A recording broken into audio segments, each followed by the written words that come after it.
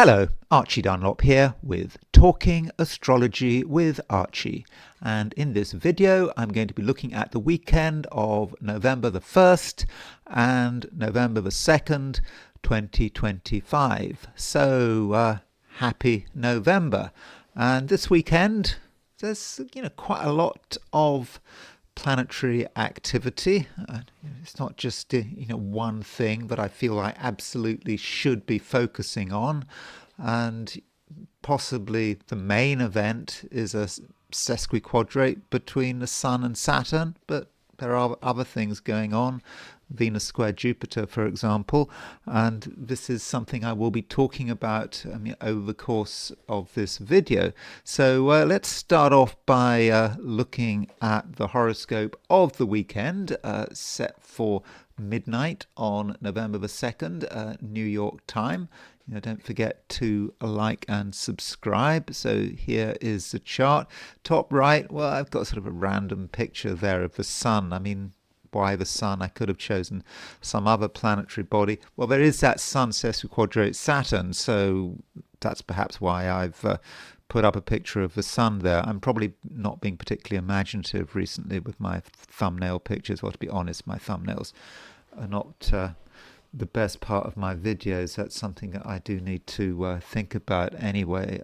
Let's look at the chart of today. So of the weekend rather. So here it is, and at midnight on Sunday the 2nd, the moon is at 23 degrees Pisces. So for most of the weekend, the moon is going through Pisces, and that is going to be my focus. Though on Sunday it does change signs. So at I think it's 3:39 p.m. on Sunday afternoon, the moon moves into Aries London time. So in the Americas on Sunday morning, the moon moves into Aries. If you're in Australia or New Zealand, though, the moon's not going to move into Aries. I think until Monday, so you don't have to worry about the moon in Aries. So as far as what is happening, it does seem that most of the astrological activity is on the Sunday rather than on the Saturday. So, looking at the Saturday, the main aspect is a trine between the moon and the sun, and that moon trine sun is pretty early in the day. It may even be late on Friday if you're in the Americas, but it doesn't matter because you've got the Sun in Scorpio, you've got the moon in Pisces, and so you can see that there is just a natural balance between the lights, and it forms just this harmonious relationship. And as there isn't much else going on, it just could be that Saturday is just easy. Things just go to plan.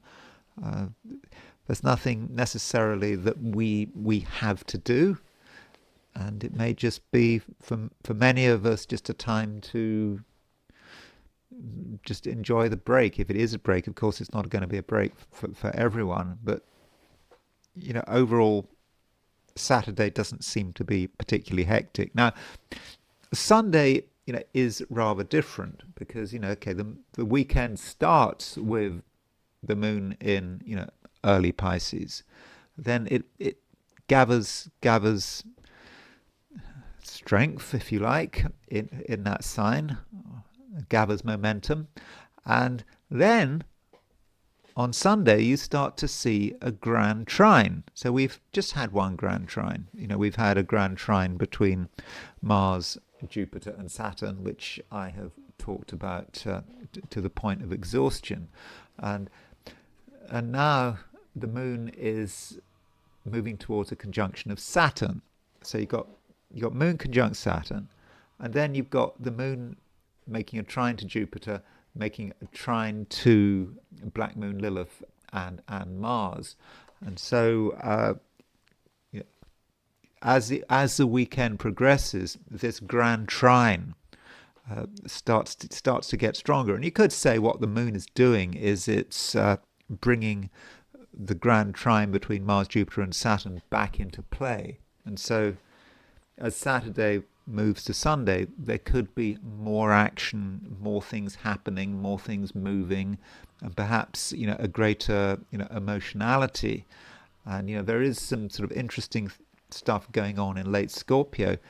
Now, when we talk about true Black Moon Lilith, true Black Moon Lilith is quite an erratic body. I mean, if you think about what Black Moon Lilith is, I mean, it's all about the point where the moon is furthest from the Earth, and so it's kind of like this theoretical point in space. And if you're using the true Black Moon Lilith, it does jump around.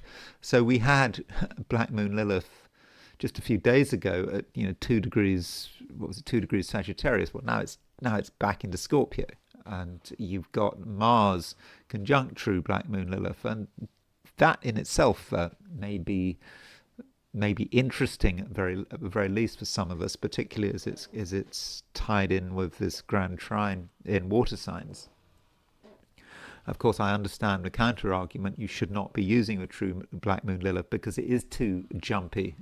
The mean Black Moon Lilith it's kind of smoother. It's all sort of smoothed out. But the problem about smoothing it out is that you kind of lose any sense of accuracy. It's just smoothing, and I don't see how you can have a point that you take very seriously. Oh, this is within 1 degree of this point when it's completely smoothed. And the smoothing just does make such a difference. But that is quite a technical point. And so we've got Mars conjunct true Black Moon Lilith, and that might indicate some unpleasantness, particularly as it's associated with this grand trine, with the moon trining it. It just may be very easy for things to just slip out. And perhaps also some of us will have a good connection with our unconscious forces, those the creatures that lurk sort of on the boundaries of our consciousness. I'm not trying to be scary here. We've always got these creatures, haven't we? We all have them. So that's certainly one thing going on, but it's not the only thing going on. I did say that it was quite a busy weekend. We additionally have a T-square involving Venus, Chiron, and Jupiter. So Venus is opposition Chiron, and Venus is moving to a square of Jupiter. So you could say that Venus is, I don't know, it's making a sesquiquadrate to the Jupiter Chiron midpoint. And so with Venus opposition Chiron, it can be quite independent minded. Venus opposition Chiron, it has a particular way of looking at things. For example, relationships can be seen in a rather unusual way, perhaps unusual ideas about the way relationships should unfold. And particularly when you've got Jupiter thrown in there, Jupiter can be somewhat excessive, and so the area of relationships with that T-square, of course it does depend on your situation. I use that phrase, depend on your situation. I mean, I probably overuse that phrase, but it does depend on your situation when you're using astrology like this. I'm trying to talk to lots of people, and I can't personalize what I'm saying, but it just may be that new relationships could take an interesting or even disturbing turn. How well do you know another person? Do you know them well enough to take risks? Indeed, how well do you know yourself and what your expectations of a relationship are? But whatever those expectations are, they might be somewhat unusual with this T-square. Now, Venus square Jupiter there is this question about whether or not it is a fortunate aspect. Logically, it's a fortunate aspect. I mean, you've got Venus in its own sign. You've got Venus making a mutual reception by exaltation of Saturn. So you've got a very strong Venus. You've also got a strong Jupiter. I mean, Jupiter, for much of a weekend, is it's trine the moon, and it's a mutual reception with the moon. And so this Venus square Jupiter, even though it's a square, could work quite well. It could be very generous. It could be about just having a sort of a pleasant demeanor and people wanting the best for everyone. I mean, that is one way of looking at it. But when you're talking about Venus square Jupiter, it can be indulgent. It can take things too far. Perhaps there's too much generosity, or too much emotional expression, getting worked up about the wrong things, and maybe revealing too much. And it's in terms of overindulgence. We could be thinking about money, spending too much. We could be thinking about food, eating and drinking, enjoying oneself, and not necessarily always thinking about the consequences. Obviously, one doesn't want to just eat too much, drink too much. We can have too much of a good thing, but maybe there is a natural limiter on this whole thing, because the moon is making a conjunction to Saturn, in Pisces. And so when you've got moon conjunct Saturn, that may be the point when one realizes that something has gone too far and one has to apply the brakes. So I think that is, I won't say the main picture. I don't think I've really covered everything. I just think that overall, astrologically, it is a busy weekend. So that is the view from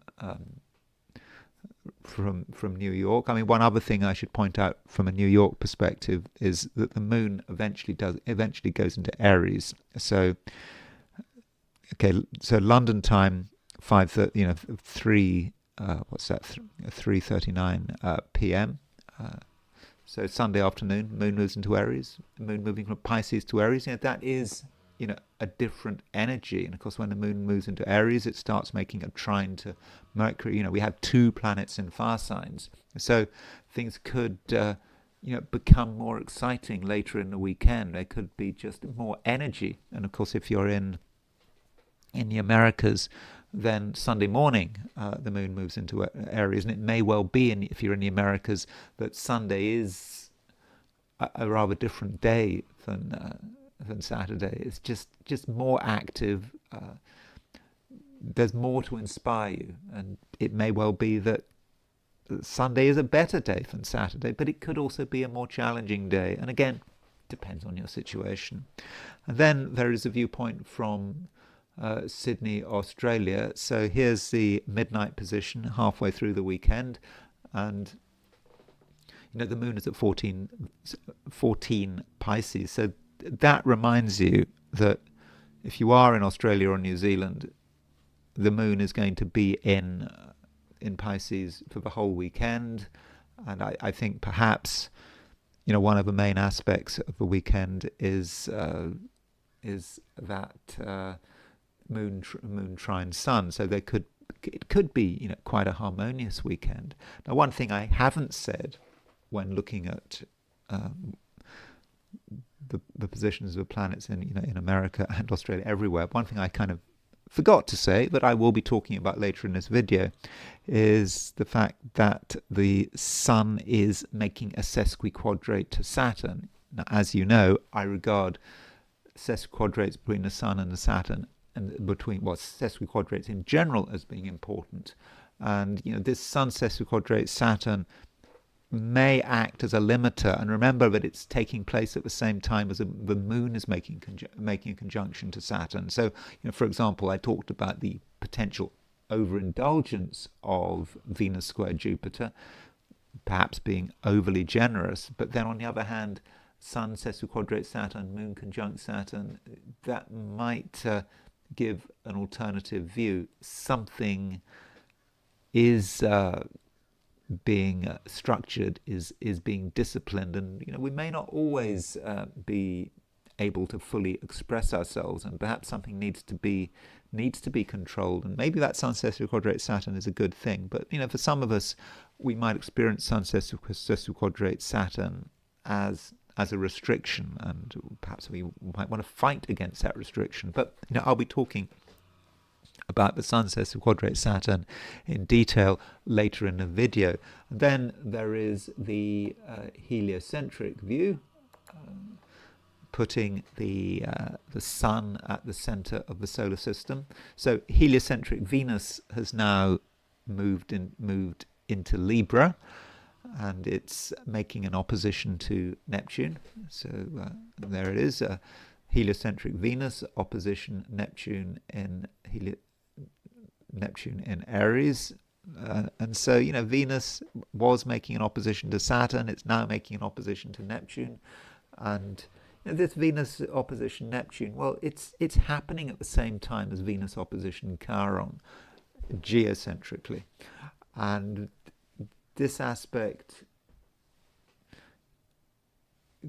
could be confused, Venus opposition Neptune. We're not quite sure what's going on. It may be difficult to understand what other people are doing, though at the same time it can be very artistic and imaginative, Venus opposition Neptune.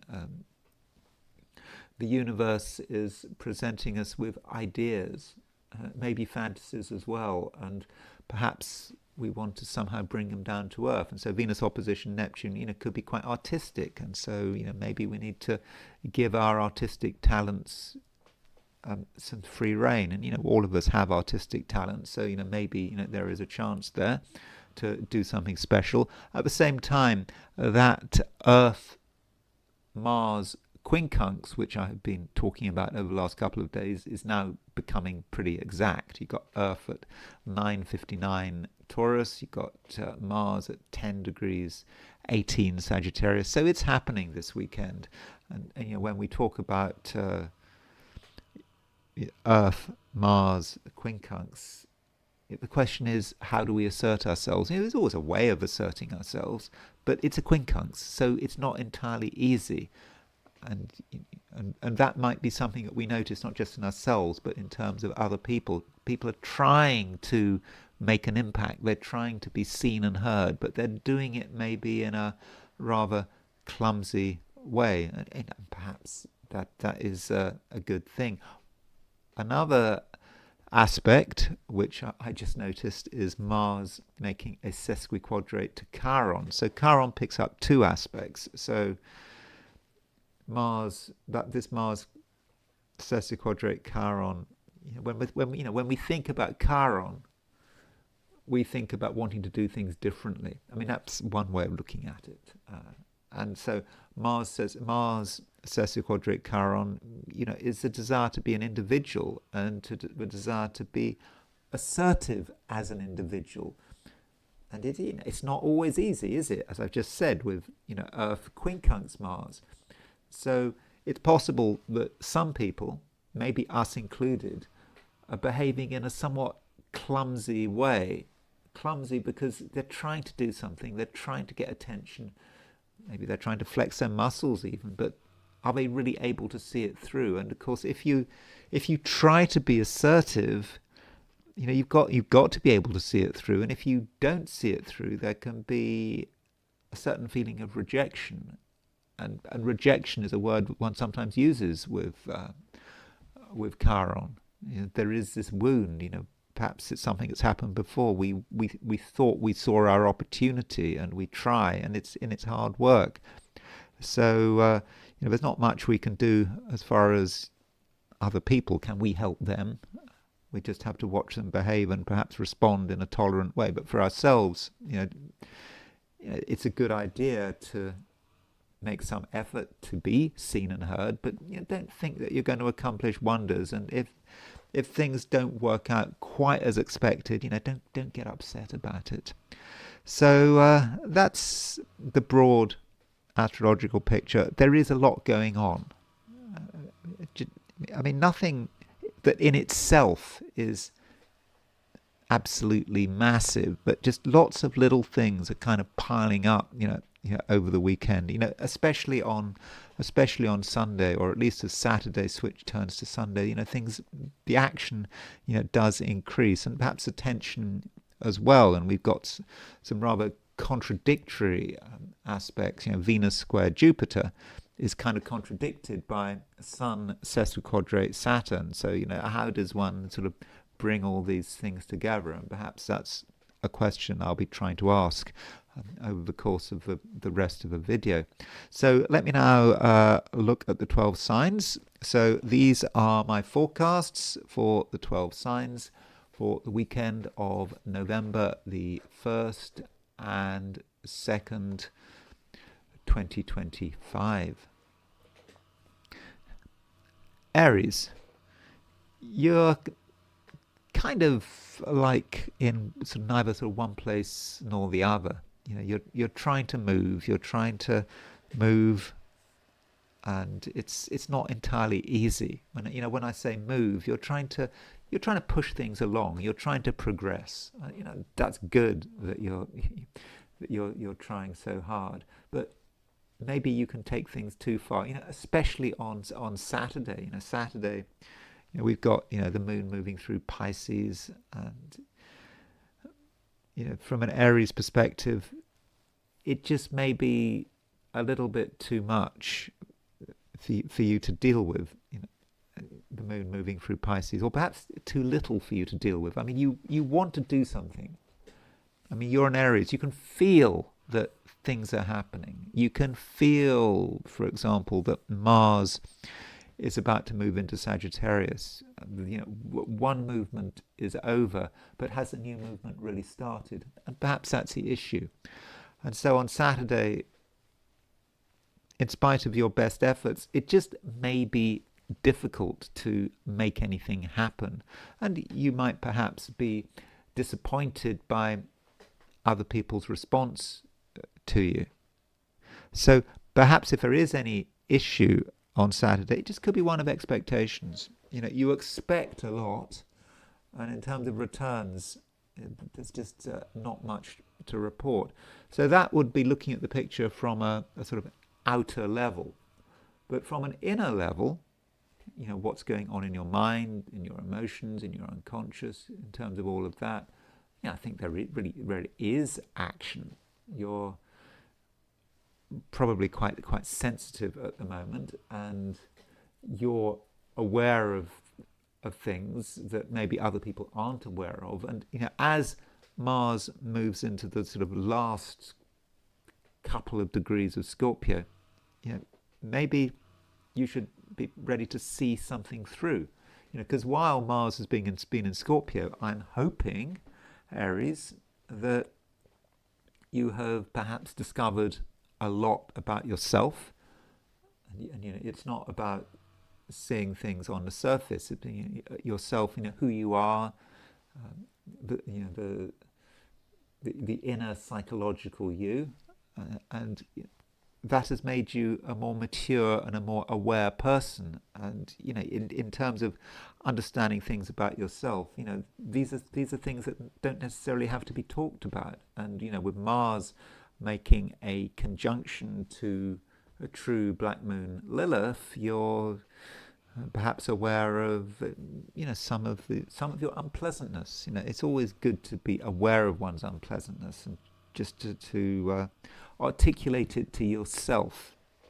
You don't have to tell everyone else what you really feel. It's kind of nice to be honest, but not everyone can do that, and not everyone necessarily wants to do that.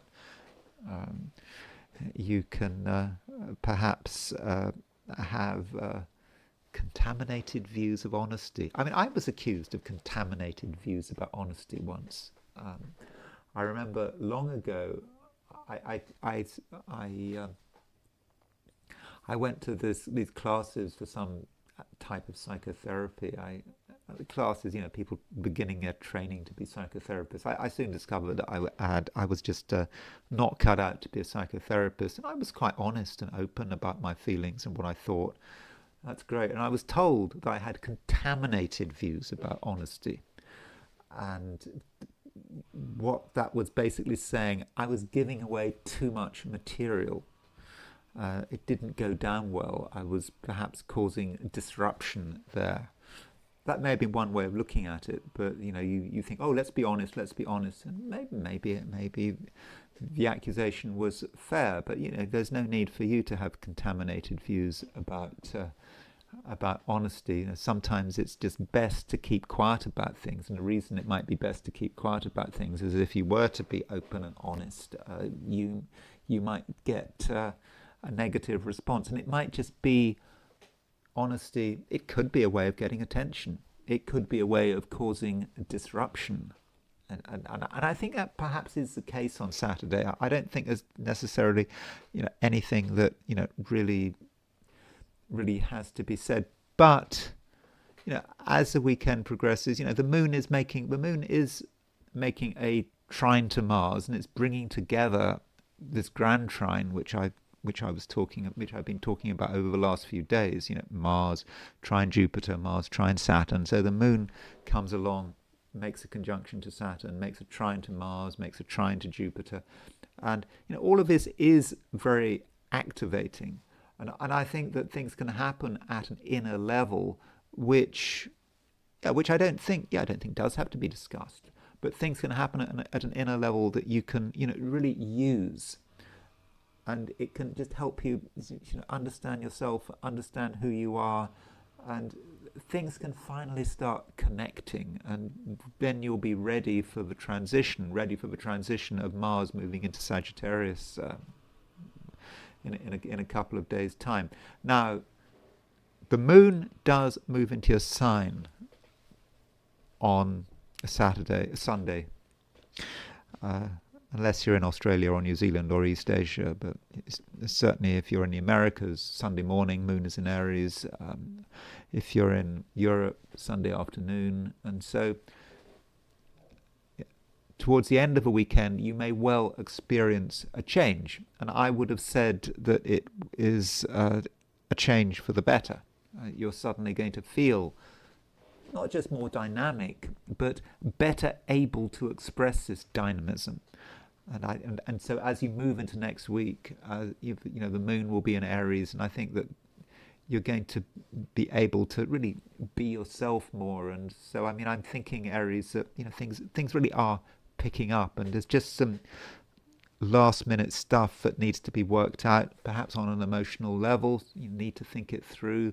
There's no need to jump the gun, and certainly there's no need to tell everyone what you're thinking and feeling, because in a way maybe it's just at the end of a fairly private journey, but it is, I think, all coming together, and perhaps you're now reaping the benefits of Mars having spent so long in Scorpio, having spent I don't know, what is it, the last 6 weeks in Scorpio. So that could have been a powerful learning process, especially on an emotional level. Taurus. There is a changeover over the weekend. We've got beginning of a weekend. The moon is in Pisces.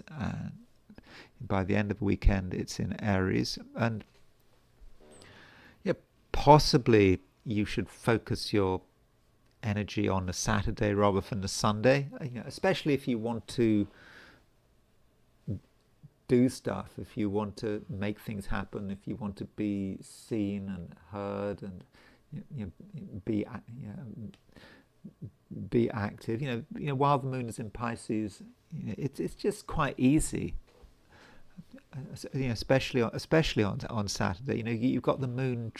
You've got the moon trine the sun. At least the weekend starts with the moon trine the sun, and it could be a time, Taurus, when you're able to be quite friendly and sociable, and I think that you can go from place to place, from people to people, and you don't have to try too hard, and I don't think that there's going to be a great deal of resistance. So enjoy Saturday, and it is the case on Saturday that astrologically there isn't so much going on.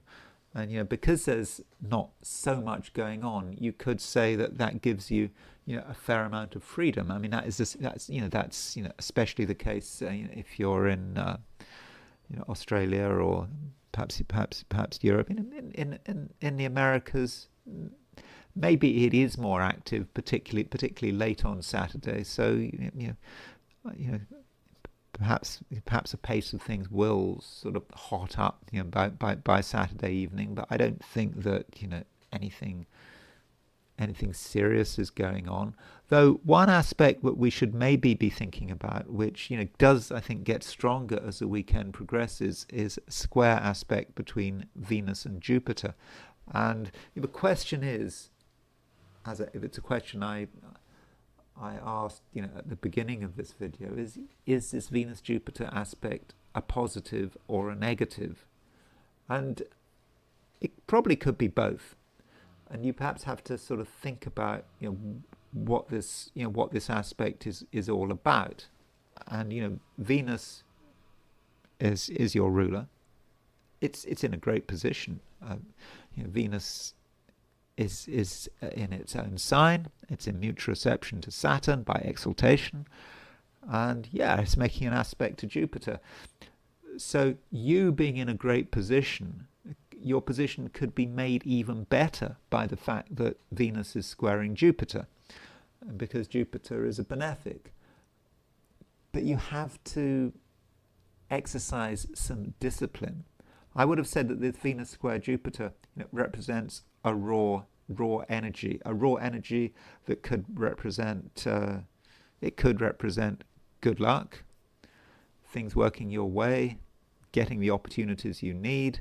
But it can also be about laziness, complacency, overindulgence, and taking something too far.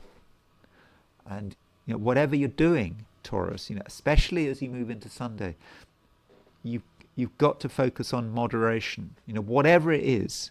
And every Taurian has an indulgent streak. Isn't it said that if a Taurian does not have an indulgent streak, if they're quite sort of puritanical, then you've got something to worry about. You think of Hitler or Robespierre. They were both Taurians, Taurian dictators. I mean, Robespierre, at the height of the terror after the French Revolution. Of course, Hitler was a non-smoking, non-drinking vegetarian. There's nothing wrong with being a vegetarian, but vegetarians come in all shapes and sizes. And Hitler, I believe, was a vegetarian, so he didn't have any vices. Yet he was incredibly evil. So every Taurian needs to have their vices, needs to have their indulgences. And if you find a Taurian who has no indulgences, then you've got to be worried. And so, by all means, enjoy yourself with Venus square Jupiter, but everything in moderation. So whatever you're doing, whether you're eating, whether you're drinking, whether you're socializing, whatever it is, a bit is probably fine, but just too much, you could just go too far. And I'm also thinking about generosity. You could potentially be over generous. You want to give people a bit. You want to be helpful where necessary. But if you take something too far, you just might not know when to stop. And that in the end could drive you crazy. And also with Venus square Jupiter, in certain situations, Venus square Jupiter could become obsessive.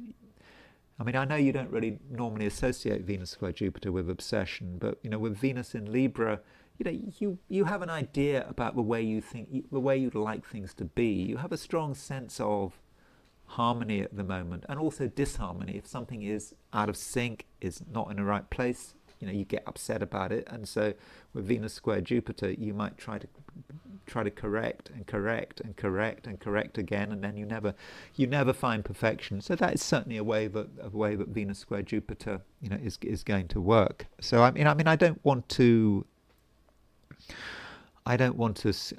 worry you, really. I not at all. I'm saying that this Venus square Jupiter, if you do things in moderation, then I think that you can actually use this aspect to make your own life and also other people's better, and and more productive. And as far as relationships are concerned, the sun is still moving through Scorpio, your opposite sign. It's trine the moon one way or another. Okay, but I think that trine between the sun and the moon is going to be strongest at the beginning of a weekend, but still there's a good relationship between the sun and the moon. And provided you don't take things too far, your relationship with other people, whoever they might be, can be harmonious, and there can just be a natural balance. So overall, Taurus, if you handle the weekend in the right way, then I think it can be great. But perhaps by the end of a weekend, it might be just a good idea to sort of tone things down a bit. Not feel that you have to be doing anything, and a bit of peace and quiet might be just this thing you need. Gemini, don't waste this weekend. This weekend could, I think, be very, very useful. Especially Saturday, perhaps early into Sunday. I mean, I think that by the end of a weekend, things could change. But the bulk of a weekend is about you perhaps just seeing things through, in your own way. And it's not a time to be lazy. I mean, you could be lazy. I mean, if you wanted to be lazy, I mean, that's quite possible. We have a grand trine in water signs coming up involving the moon. So the moon moving through Pisces is making trines to Venus, trine to Mars. It's making a trine to Jupiter. So that could be lazy, but I don't think it need be lazy. Of course, it's a grand trine in water signs, and sometimes when Geminis get involved in emotions, other people's emotions, they might not quite know how to respond, and they could sort of drift off because they're not really on their own territory. That is a possibility, but I think it would be unnecessary. And I do think that as the moon moves through Pisces, do think about what is important to you. And because the moon, because it picks up the trines between Mars and Jupiter, that should be a call for action, or a call to just continue whatever you're doing. Perhaps things you started on Friday. So don't think, oh, just because it's Saturday you don't have to do anything. There's no pressure. You can just do whatever feels right, whatever you want to do. I don't think that's going to be your approach. And I think it could be quite important that you resist outside pressure. Perhaps from your family, for example. Your family or people who know you well might be pressurizing you to do something, to perhaps do something that you don't really want to do. You can't see the point, but they want your attention, and it might feel easiest to give them your attention. I mean, perhaps because you want a quiet life, but I don't think that's right. I don't think that would be the right thing to do. I think it's okay to put your own priorities first, and once you are working towards achieving your goals, whatever those goals might be, you're going to feel good. You're going to feel happy. Okay, maybe not happy, but you're going to feel satisfied. And so focus on your satisfaction, knowing that you're going in the right direction, knowing that you're accomplishing something useful. And if you're not doing anything useful, but there's something useful to do, then you've got to make the adjustment. You can't listen too hard to other people. But there's certainly the temptation. Remember, Mercury has changed sign. Mercury is now in Sagittarius, in your opposite sign, and so there is that kind of pressure. you've got to think about other people. You've got to do what other people say. You don't want to upset anyone, but I would really suggest that you put your own interest first, or perhaps get the balance right. Maybe you have to explain yourself. You have to perhaps say that Saturday is your day, maybe parts of Sunday as well, but certainly the first part of a weekend, give it over to yourself and to your own needs, and perhaps seeing things through. And if you have an idea, really give it, give it your best shot, and be tough. I mean, the moon is making a conjunction to Saturn. I mean, moon conjunct Saturn as an aspect that has a rather difficult reputation. It's seen as being sort of repressed and harsh. But I don't think for you, Gemini, this moon conjunct Saturn is a problem. I think it's actually quite motivating. And then Sunday, I think that you can afford to be more reasonable. You can afford to be more relaxed. And if you want to give in to outside pressure on Sunday, but particularly late on Sunday, I think that's fine. And of course, by late on Sunday, we've got Venus squared Jupiter, and so Venus squared Jupiter. Perhaps you can afford to be indulgent, provided you're not too indulgent. And also with that Venus squared Jupiter, there are many ways in which you can be indulgent. Obviously, you don't want to do anything that damages your health. You also don't want to do anything that damages your bank account, because that Venus squared Jupiter, for some Geminis, could represent an encouragement to be over generous in a financial way, or to buy something you don't need, you don't want. Well, you might want it at the time, but as soon as you ordered it, you realize you don't want it, whatever it is. So, don't take things too far. But I think that, generally by the end of the weekend, you can be more reasonable, perhaps because you've done what you need to do. Cancer. There is a grand trine still. This grand trine, one way or another, has just been sort of going on and on. So, over the week, Cancer, we had Venus trine, not Venus, we had Mars trine Jupiter and trine Saturn. Jupiter and Saturn were themselves in trine. So we had that. And I took the view that for Cancerians, that was pretty good. I think it was quite emotional, but it was very much connected with you. It was just an easy energy for you. And now we've got the moon in Pisces. At least the weekend starts with the moon in Pisces, and it makes a conjunction to it just makes a conjunction to Jupiter. It makes a conjunction to Mars. It picks up the grand trine. It brings the grand trine back into focus.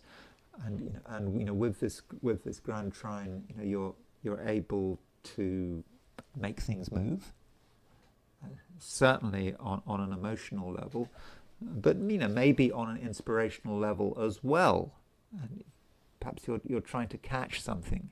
By catch something, what I mean by that is that there's something of maybe a spiritual significance, or perhaps you remember the tail end of a dream, but most of a dream has been lost, and you're trying to catch it. And that is the issue with, can be an issue with, the unconscious and with spirituality. It's almost there, you almost catch it, but you don't quite catch it.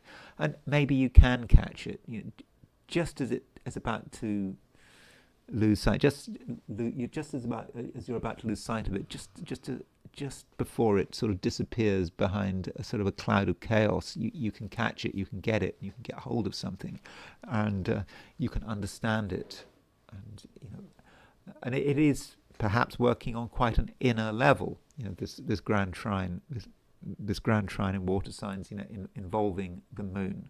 I mean, that is a way of looking at this grand trine. But it's also about you being able to express yourself, and regarding it as important to express yourself. So you could say that, with Moon making a conjunction to Saturn, that could be about limitation. If the Moon is your ruler and it's making a conjunction to Saturn, well, you could say, well, that's not great. But then the moon represents you. It's in mutual reception to Jupiter. It's Saturn is in mutual reception to Venus by exaltation. So I think that this moon conjunct Saturn for you is going to be an aspect that in most cases is going to be fortunate. I don't think you're going to experience it as a frustration or as disappointment.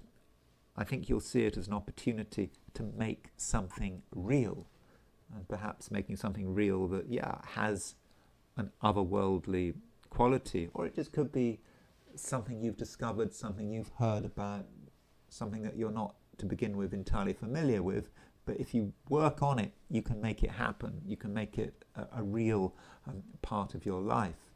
And so an element of discipline is certainly required with this. I mean, there's always a danger, when you've got the grand trine, of just letting it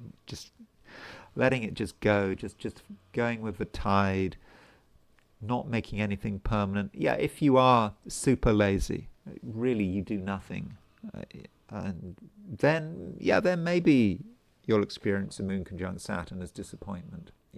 Because you'll realize that you had the opportunity but you didn't take it. But that would be so unnecessary. I mean, I think if you see it through, if you work with the energies in a constructive way, then in the end, I think that moon conjunct Saturn can be something fortunate, and it can be perhaps the culmination of something. And it is a weekend where there is a great deal happening, on different levels. And one thing we've got happening, we've got many things happening. We've also got a T-square, because you've got Jupiter moving through Cancer, your sign. It's square Venus, it's square Chiron. So those cardinal signs, Moon, Aries, Cancer, are impacted by this. And, it's perhaps about thinking about your security. I mean, that's one way of looking at it, because Venus is in Libra, but realizing that maybe you are more secure than you give yourself credit for, and seeing that something is looking after your interests. Your first impulse with this Venus opposition Chiron square Jupiter might be to feel sorry for yourself, to feel that you've been denied something. Perhaps the past has denied you something. Almost over generations, you're at the end of something, and you didn't have the opportunities that other people had, and your first inclination might be to blame the past. But when you look at things again, you'll realize that there is a guiding spirit, that something has been just looking after you throughout it all, and that should give you a lot of optimism and a lot of positivity. And you may be then reminded of the fact that Chiron is moving through Aries, and of course Chiron stays in a sign for a long time, but perhaps with Chiron moving through Aries, it is safe enough to do something different, to stand out. And then at the end of the weekend, the moon moves into Aries. So moon is out of Pisces into Aries. We then have the moon making a trine to Mercury. And so by the end of the weekend, Cancer, you start to have a new confidence, and you're just aware of what you could do. And also it's about responsibility. You might have a feeling that in the past you haven't been given opportunities, but again, don't feel too sorry for yourself. It's unnecessary.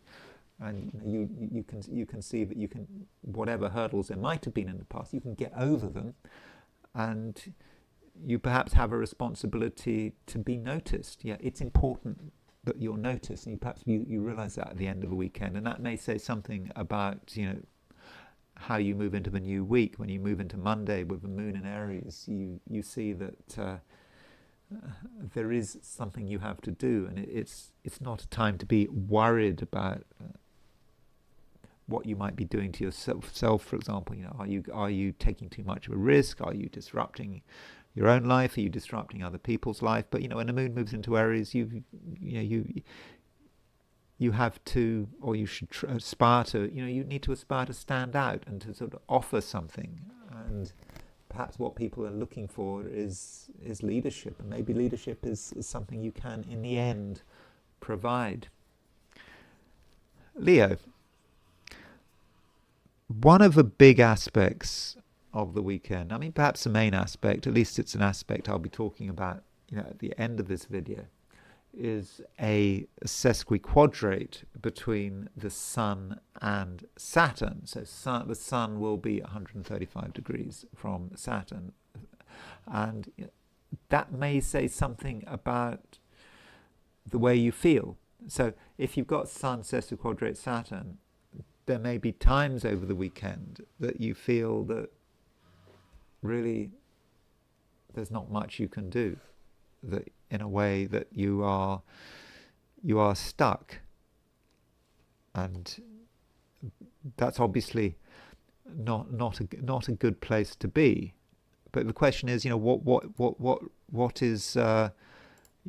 is really going on? I mean, it might be something in your imagination. I mean, it could be. Sorry, let me just switch this around. Sorry about that. Okay, so what is it? What is the sticking point? It may come about through the fact that you've had the Sun in Scorpio for some time, for over a week. The Sun has now been in Scorpio, and perhaps it's taking you a bit of time to acclimatize to the Sun being in Scorpio.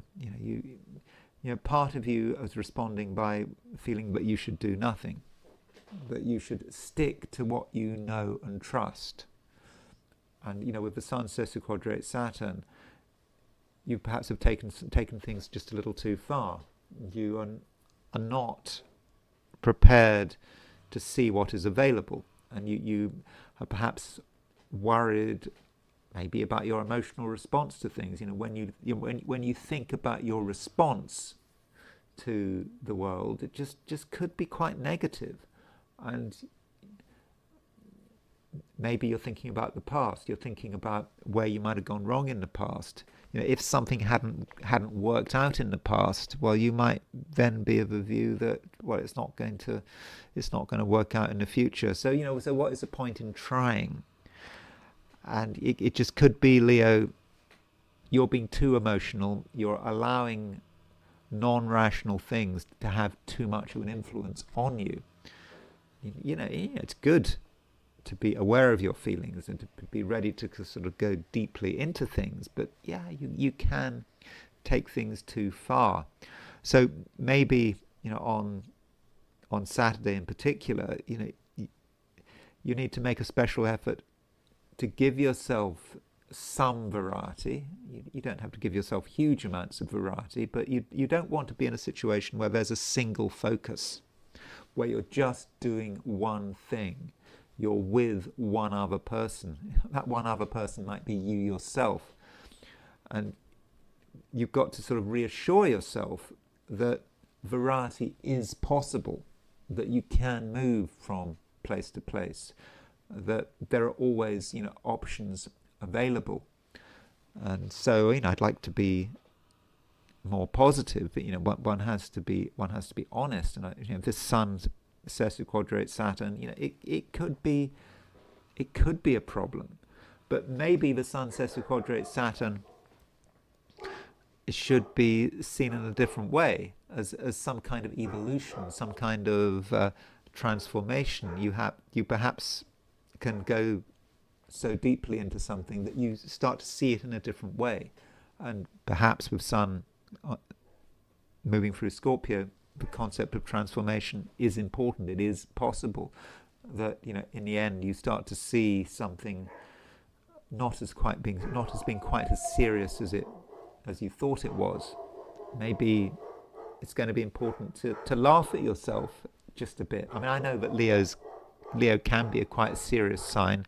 It doesn't always like to laugh at itself, but sometimes there is a place for humour. Now, this weekend, I don't know what the dog is barking at. It sounds very serious. I'm guessing it's seeing a deer. That sounds really really bad. But anyway, you're not interested in that. So the sun is, but sorry, not the sun. The moon. The moon is changing sign over the weekend.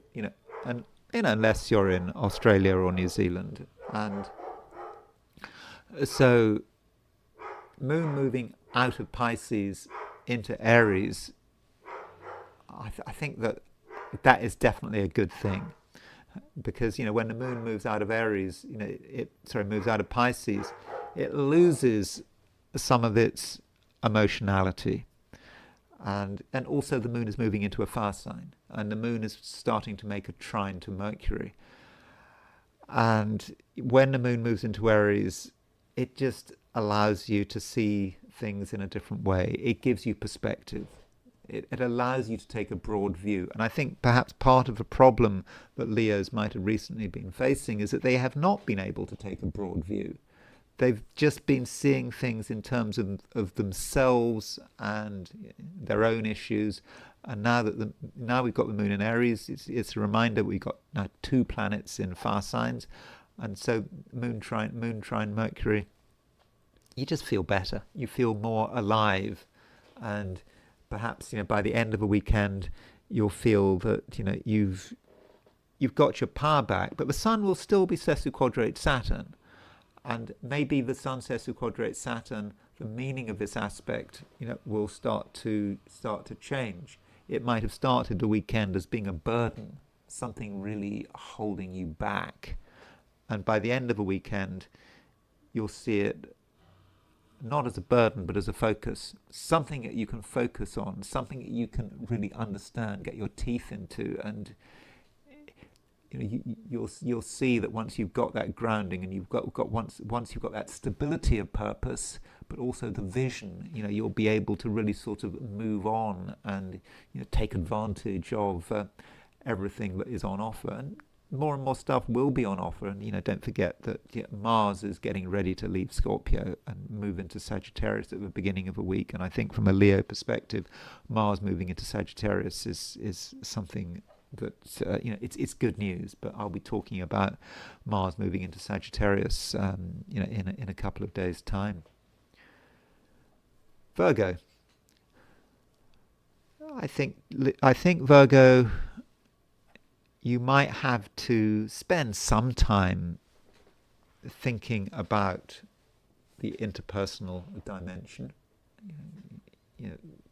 Beginning of a weekend, there is a lot of stuff going on in Pisces, and of course, Pisces, is your opposite sign. Well, we've certainly got the Moon and Saturn in Pisces, and we also have the Moon making a trine to Jupiter. The Moon is making a conjunction to Saturn. It's making a trine to Mars, and so that does indicate action.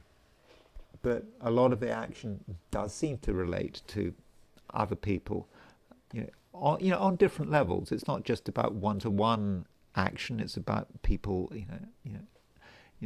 as a group. That might say something about you socializing, and if you want things to happen, then you can't necessarily assume that you just have to stay in one place. But I don't think you're going to want to stay in one place, really. I mean, I know that you'll understand the importance of security, but there are just other things going on, and that if you want that action, you're going to have to do something. And there is always an element of choice, of course. I mean, if you were to do nothing this weekend, I think you probably feel that you had missed an opportunity, and on your own, there are probably limits to what you can achieve. And you have to also think about where is the way forward.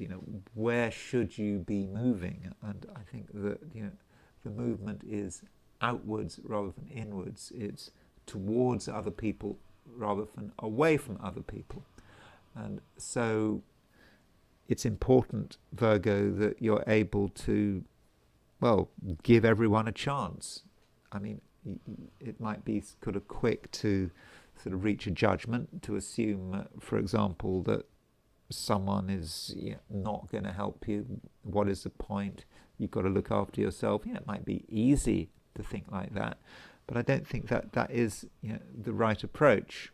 And in the process, you perhaps have to take some risks. Perhaps dealing with people who might have more power than you, might have more authority from you. They might overwhelm you. I mean, that is a possibility. But it's okay. You don't have to be thinking about your own central position, all the time. And you are, well, we all are social animals, and I think that to really make the most of everything, you need to be challenged, and you need action, and that action, I think, can only come through other people, or at least by sort of communicating with other people, trying your best. What have you got to say? Try it, see what happens when you talk, see what the response is. And that's probably the best way of dealing with the weekend, and not feeling that it always has to be you that makes the plans. I mean, Virgos can be very good at making the plans, and you can be very good at thinking about what might be wrong with other people's plans. But sometimes you've got to be trusting. You've got to let people come up with their own ideas. And I think that if you can do that, I think it is going to be easier. Additionally, Virgo, you have to remember that Mars is about to move into Sagittarius. Now, Mars moving into Sagittarius, Sagittarius is an important sign in your chart. It's a mutable sign. It does represent security and stability. Mars moving into Sagittarius, well, it's something of a mixed blessing. And I will be, of course I'll be talking about Mars moving into Sagittarius in a couple of days' time. That's true. But perhaps you should be getting to know people as well as possible, getting to understand people, to understand what kind of influence they might have on you in the immediate future. Because when Mars moves into Sagittarius, when it joins Mercury in Sagittarius, I think that you're possibly going to be in the mood to be looking after yourself and your own interests. But you want to look after yourself on the basis of the right information, and you want to understand people as much as possible. And perhaps that's what you should be doing. Understanding who can be trusted. Probably most people can be trusted. You've got to give people a chance, and maybe by the end of a weekend you'll just have a better idea about how to arrange things. And so also it could, from a social view, for some Virgos, be a last opportunity. A last opportunity to talk to people, get on with them, because in a few days' time you just might not be in the mood to see what they've got to offer. And then in a few days' time, when Mars moves into Sagittarius, you might want to be more protective, and perhaps overall socially things will quieten down, and for certainly for a few weeks, although Mars does stay in Sagittarius for 6 weeks. So Mars will be in Sagittarius throughout most of November and into December. And so things are changing, and so the more information you can get right now, the better. Libra.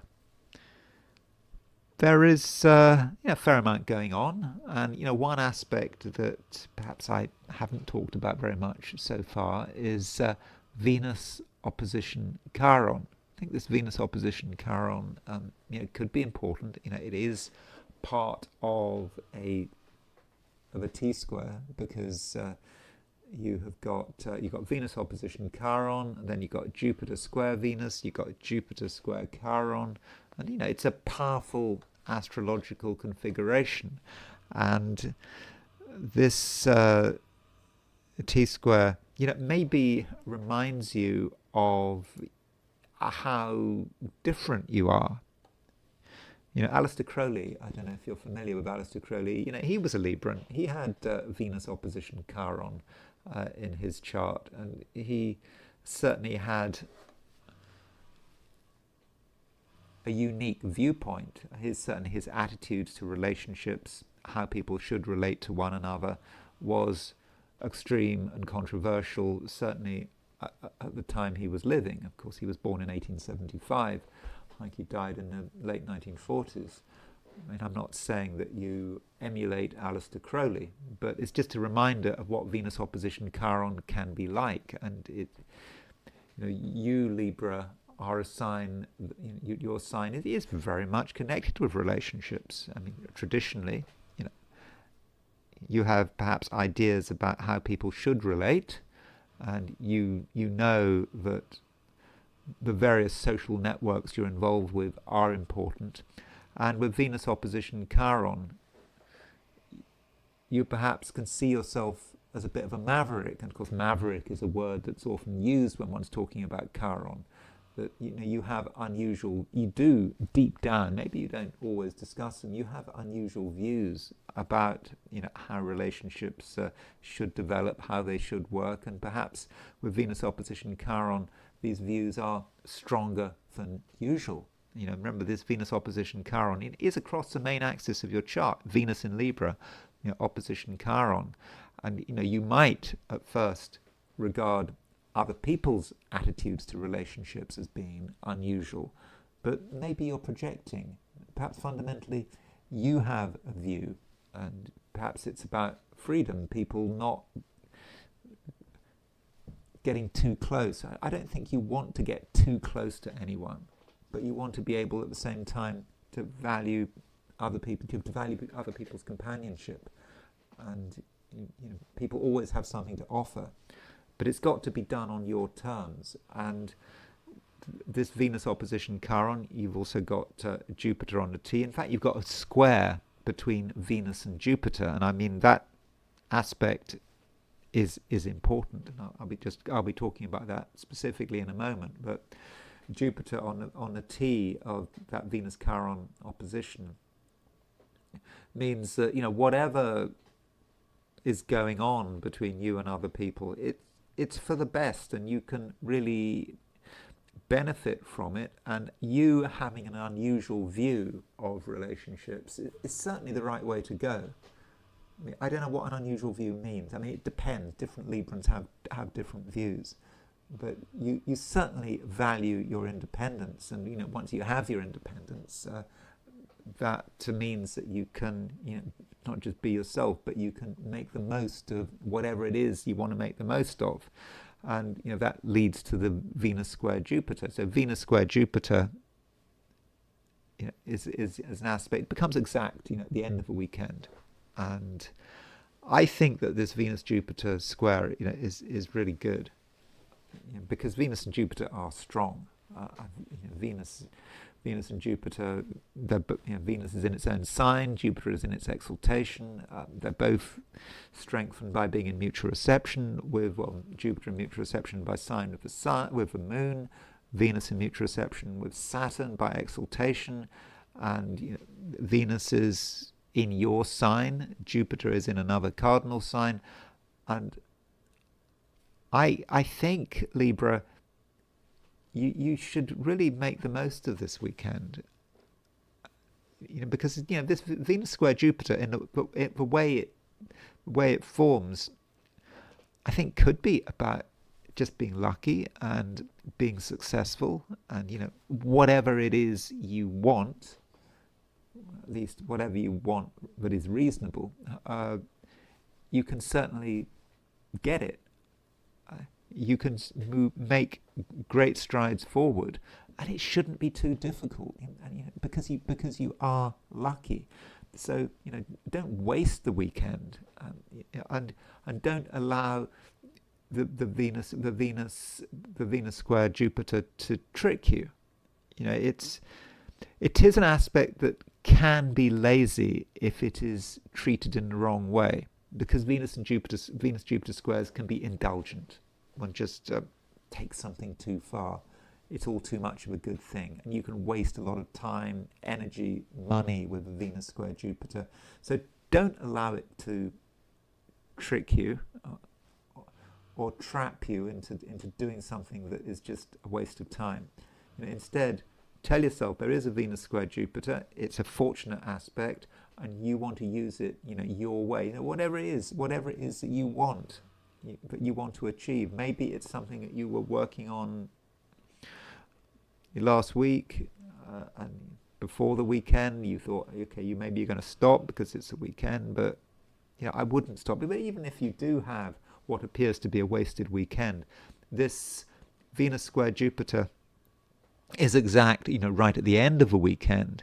So as you move into Monday, into a new week, the Venus square Jupiter is still going to be with you. So it's not like you can think, oh, on Sunday morning you've wasted the opportunities. No, this aspect will continue to bear fruits, or at least to offer fruits. You don't have to pick the fruits. It may be that you don't, and the fruits rot on a tree. But I don't think that need happen. So overall, Libra, I do think it is it is a weekend of opportunity, where things really are happening and where things are available. But the question is, will you avail yourself? Sometimes Librans can just they can drift off, they can miss the opportunity, and perhaps they can be distracted by what other people are demanding. Other people may well make demands. I mean, by the end of a weekend, the moon is moving into Aries, and Aries is your opposite sign. And so when the moon moves into Aries, you might respond to that by saying, well, there's external pressure, there's someone that has to be dealt with, someone wants something, but you have to keep in mind what is important. What is important to you? And you by all means have to, or by all means you could listen to other people. You can pay them some attention, but don't be a complete Libran. You do have to think about yourself. I mean, you don't necessarily have to do anything, but with Venus square Jupiter, there does seem to be an opportunity, and I think it would be a shame if you were to miss it. Scorpio, the grand trine energy does continue. The moon is in Pisces. Moon is making a trine to Mars, your ruler. It's also making a trine to Jupiter. It's making a trine to Saturn, and so there is action over the course of a weekend, and I think that is a weekend where many Scorpios may decide that they want to do something that is enjoyable, and that is okay. So if you want to do something fun, you want to do something that really demonstrates your underlying creativity, I think that is something that you very much can do. You shouldn't feel any restriction, and so you do go for it. Whatever it is, because this is perhaps the last chance to take advantage of that grand trine energy. And so really use that energy, particularly on Saturday, because on Sunday, the moon will eventually move out of Pisces. But there may be this point, where the moon is making a trine to Mars, where you just have a chance to really be yourself.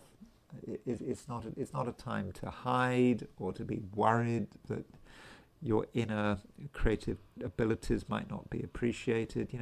It's a time to to do what you feel good about, and not to apologize about it, and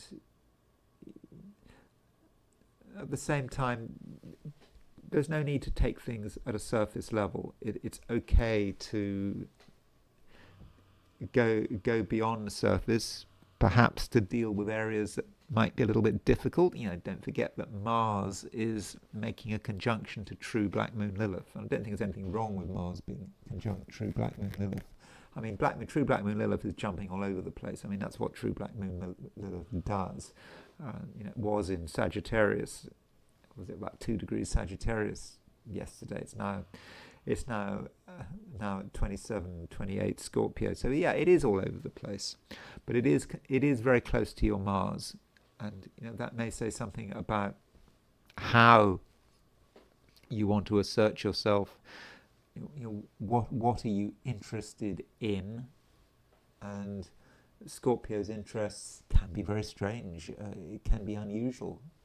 In some people's eyes, they can be disturbing. But it's all about your creativity, and if it's legal, if it's ethical, then you should continue with it, and you shouldn't apologize, and you don't necessarily have to be open about it. But perhaps it's a time when Scorpios have their secrets, and they enjoy exploring those secrets, and they don't necessarily have to share them. But if you are being honest and you are respecting yourself, then I think that might attract some attention, attract the right kinds of attention. It's not a weekend where you have to do things in half measures. There could be something pleasantly extreme about the weekend, and if something is working for you, why go for half measures? And Scorpio, as a sign, can be an extremist. Scorpio, you think about the intensity that comes with Scorpio, the desire that comes with that sign, and so just completely go with it as far as you can. I mean, as far as you can. There might be a moment when you realize that you perhaps have gone to the limit, and at that moment you perhaps have to exercise some discipline. By the end of the weekend, the Sun is making a sesquiquadrate to Saturn. So the Sun is moving through your sign, but when it makes a sesquiquadrate to Saturn, you start to see that things can't necessarily go on in the same way forever. But if you want to proceed, you perhaps need to slow down and create a situation where something is tied down, is all in order, is not going to sort of disintegrate into chaos. So perhaps you have to get the moment right. Is it like I don't know whether it's Stilton. It's like with Stilton, isn't it? I mean, it's if you're into Stilton, this cheese that has these blue bits of mold in it, and that's part of the cheese. And as it gets more moldy, the taste gets better and better. But there comes a certain point where you really do have to eat it. And so maybe this is what's going on. You have to realize, when is the point? When is the point where you have to stop what you're doing? It's got to be as good as it can get, and then you stop and you take stock. You don't just continue, because then something might start to decay. And decay is a word that Scorpios are very familiar with. That point deep down. When that transition is. And so if you get your timing right, then you'll be able to make that switch. And that switch from being really present and absolutely enjoying things to going back on what you've done, being more serious, perhaps being more organized. And so you just try to get it right, but don't worry about things too much. I think the important thing for most of the weekend is to be as spontaneous as possible.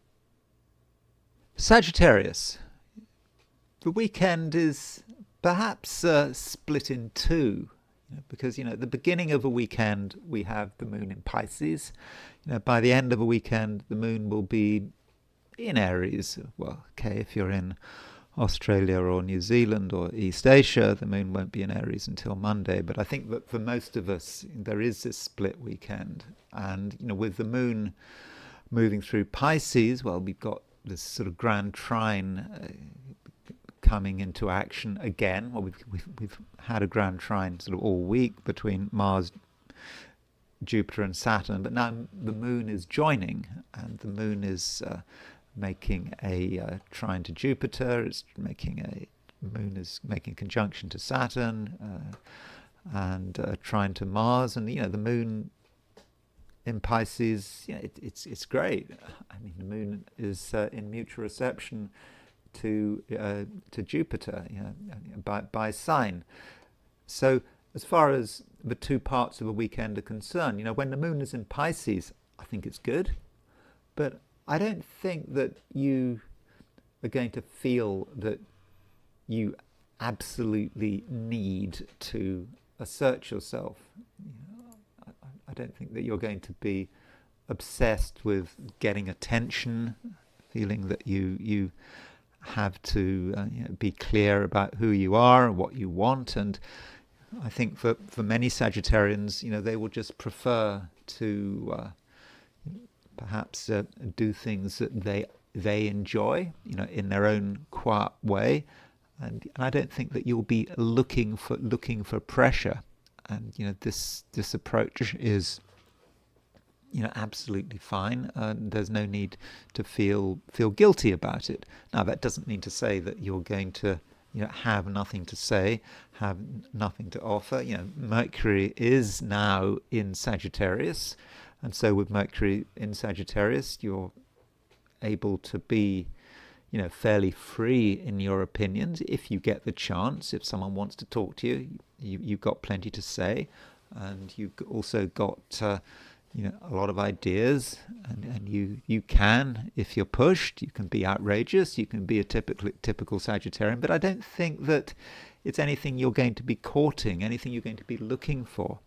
And so as Friday turns to Saturday, don't feel too much pressure. Then as the weekend continues, the moon moves through late Pisces. It makes a trine to Jupiter. That moon trine Jupiter, great aspect, especially as the moon and Jupiter are in mutual reception.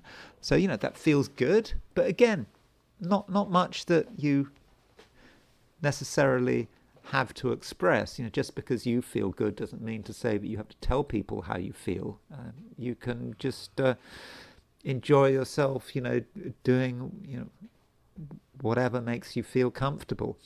But then the moon moves into Aries, and I think with the moon moving into Aries, that does represent a change. Okay, if you're in Australia or New Zealand, you experience that change early tomorrow on Monday. But with the moon moving into Aries,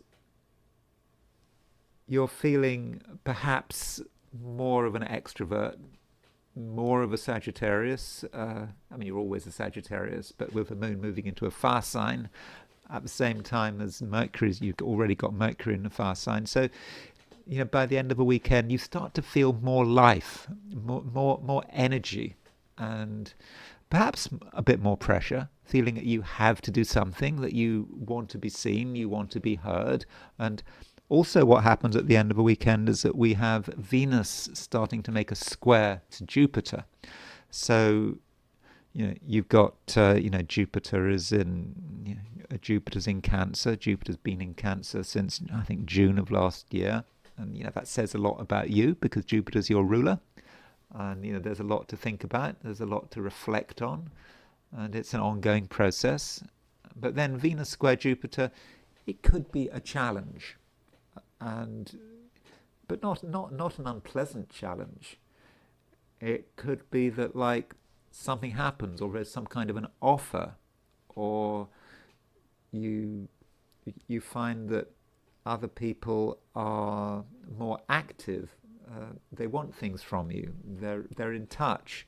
And so there may be social opportunities with Venus square Jupiter, even though it's sort of Sunday, maybe even sort of late on Sunday. And that is something that at first your immediate reaction to other people may be to say, well, you can't really be bothered, you're kind of happy in your world, but then the moon is in Aries, so you're becoming more adventurous. The moon will probably be in Aries by the end of Sunday, and so you're becoming more adventurous. And so with that Venus square Jupiter, you may be encouraged to do something that you weren't necessarily planning on doing. There are always dangers with Venus square Jupiter. There's always a possibility of overindulgence, taking something too far, spending too much money, being too generous. So there's always those dangers. But if you get a sense of perspective and you know your own limits, then I think that Venus square Jupiter, might provide some last-minute excitement and perhaps a last-minute opportunity. You haven't got all the answers, and that Venus square Jupiter, Venus is in mutual reception by exaltation with Saturn, so it strikes me as someone who is perhaps honourable, who does have your best interests at heart. So, don't entirely neglect the outside world, especially at the end of a weekend, perhaps on, Sunday afternoon or Sunday evening. Capricorn.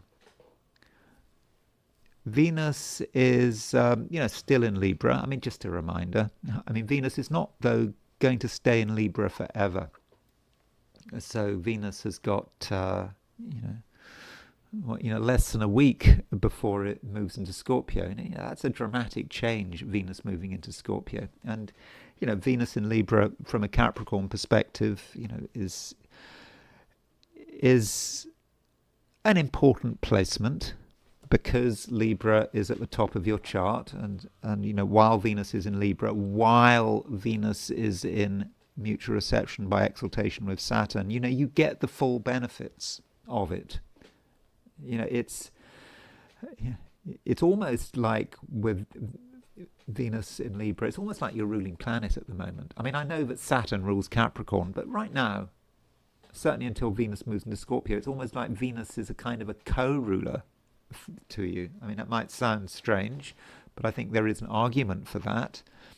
And so, the weekend is a chunk of time, and you don't want to necessarily waste the weekend. While Venus is in Libra, there are perhaps things that you can do of some importance. And additionally, Venus is opposition Chiron and it's square Jupiter. That's quite an important configuration we've got there. It's like it's a T-square. So there's the T-square. You've got Venus in Libra, top of your chart, opposition Chiron, square Jupiter, and if you look at that T-square, when you do look at T-squares in general, it's always a good idea to look at the empty part of the chart. So we know we've got Venus in Libra. We know we've got Chiron in Aries and Jupiter in Cancer. Where is the empty part of the chart? Where is the empty sign? Well, the empty sign is Capricorn. If there were to be a planet, let's say in 25 Capricorn, then you would have a grand cross. So the whole T-square points towards Capricorn.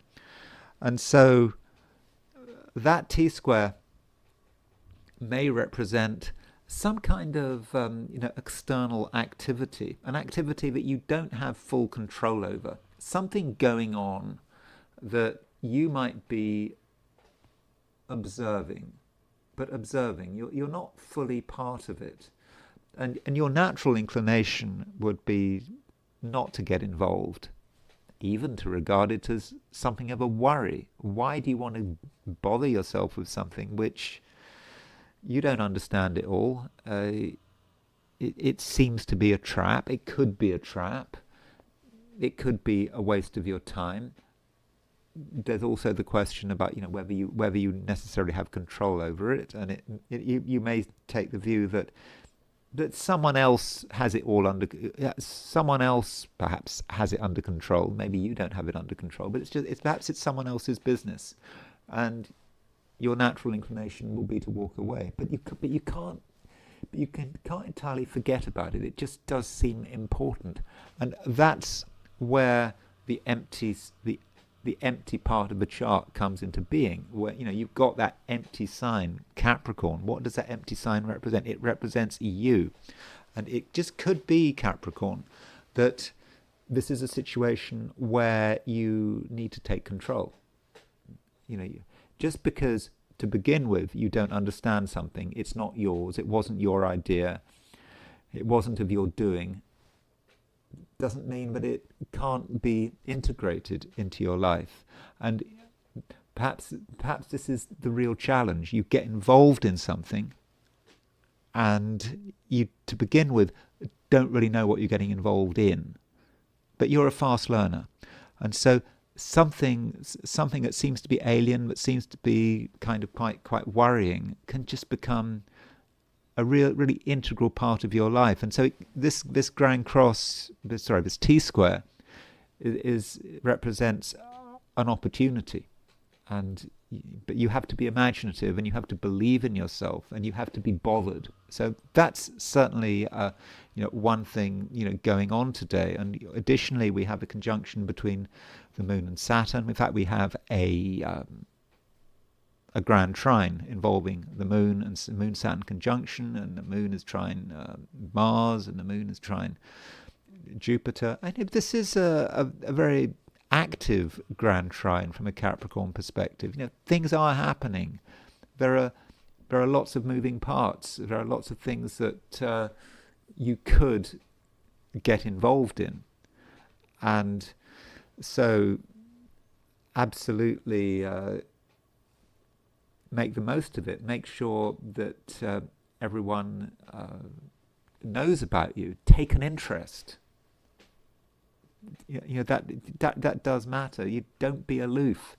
And with this grand trine, particularly as Saturn is involved, you are someone that can make things happen. You really can. And furthermore, you can take something that is out of control, perhaps because other people don't know how to control it, and you can come in and you can assert control, but it's a gentle control, it's a friendly control, and it's a control that can be appreciated.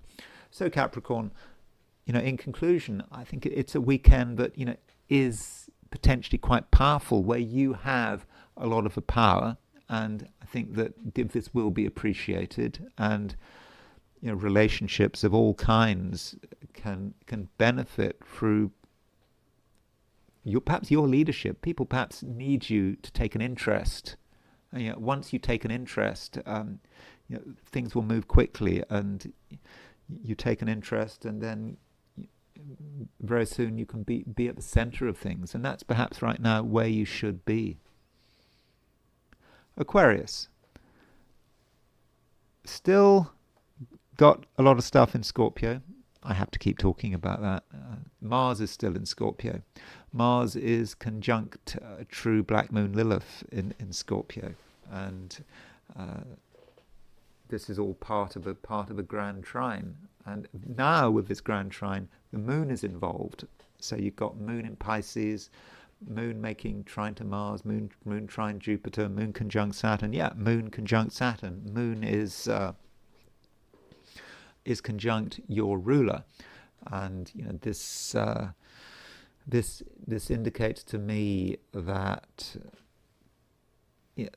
things are moving, and things are moving your way, and whatever it is that you feel that you want or you need, I think that you can get hold of it. And with moon conjunct Saturn, there is inevitably a financial element to moon conjunct Saturn. I mean, I know it sounds quite tough, moon conjunct Saturn. It sounds quite a difficult aspect, but you have to remember that the moon is in mutual reception with Jupiter, Saturn is in mutual reception with Venus. So I think that this moon conjunct Saturn is beneficial, and perhaps many Aquarians are going to be thinking about what they want, and they're thinking about their resources, and the issue of money can't be entirely ignored. So do think about money. It might be the weekend. Other people might be thinking about other things, but money does matter, particularly now, because you really have quite a positive approach, quite a positive and constructive approach to money. So, whatever your financial situation, do see what's going on. Do look at bank statements. Do think about everything you own, everything you have. Perhaps how bank accounts link together, how you might be doing something that you're not being rewarded for it, and maybe you can be rewarded for it. And so if you feel you don't have enough money, that you need more money, then I think that this grand trine can help you work it all out. And I don't want to create a financial promise that is unreal. But if you are coming into this reading and feeling that you haven't got enough money, that you're worried about money, then I think that with this moon conjunct Saturn, with this grand trine, you're perhaps being invited to look at your finances again, perhaps from a different angle. And maybe one reason that money has not been working 100% for you is that there's been something that you kind of known was important, but you've kind of refused to consider it. It's the one thing you perhaps could have done or could be doing to improve your financial circumstances, and you're not doing it, perhaps for another reason.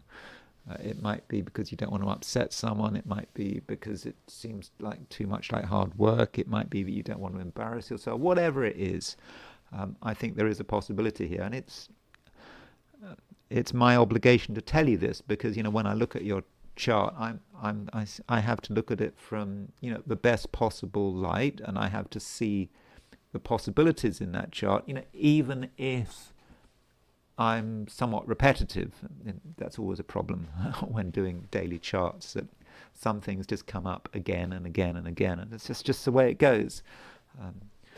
Or maybe you should only listen to me every few days if you find me too repetitive. If you don't listen to me for a few days and then you come back, you might find I'm saying something different. But I'm sorry to repeat.